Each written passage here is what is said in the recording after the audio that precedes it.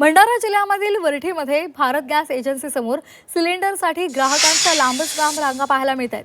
Cylinder वितरणाच्या वेळी एजन्सीकडून मेंटेनन्सच्या नावाखाली ग्राहकांना जबरदस्तीनं गॅस पाईप खरेदी करायला भाग पाडलं जात आहे, असाही आरोप आता हे नागरिक करतायत। आधीच गॅस टंचाईमुळे हे सगळे सामान्य नागरिक त्रासलेले आहेत आणि त्यामध्ये आता गॅसचे पाईप सुद्धा जबरदस्तीनं घ्यायला लावले जात आहेत आणि त्यामुळे आणखी रोष व्यक्त केला जातोय।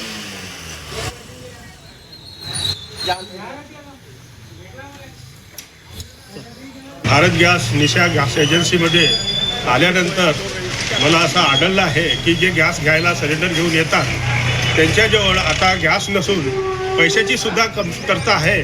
परंतु निशा गॅस एजन्सीतर्फे त्यांना सांगले जाते की तुमची जे गॅस आहे ते 5 वर्ष पूर्ण झालेले आहे आणि तो पाईप चेंज करायचा आहे आणि तो पाईप चेंज न केला आणि तुम्ही गॅस घेऊन जातो म्हटलं तर तुम्हाला गॅस मिळणार नाही, असे निशा गॅस एजन्सीची मालकीण किंवा त्यांचे वर्कर बोलत आहेत।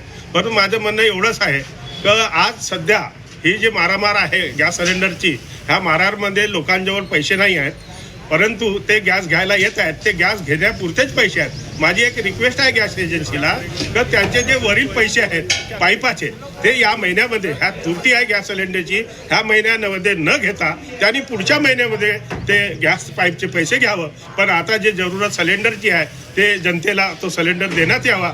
सुरक्षिततेसाठी भारत गॅसनी झिरो कदम म्हणून एक हे काढलं। आमचा प्लॅन सुद्धा त्याची पूर्ण काळजी घेतो। आम्हाला पण कस्टमरची काळजी घेणं हा माझं कर्तव्य आहे आणि आता एवढी गर्दी झालेली आहे त्याच्यामुळे मी त्या प्रत्येक माणसाला मी समजावून सांगते की तुमचा पाईप नीट पाहिजे, जेणेकरून तुमचा गॅस लिकेज नाही झाले पाहिजे। परिस्थिती तशी खराब झालेली आहे, त्याच्या सुरक्षिततेसाठी आम्ही हे सगळं चेक करत आहोत।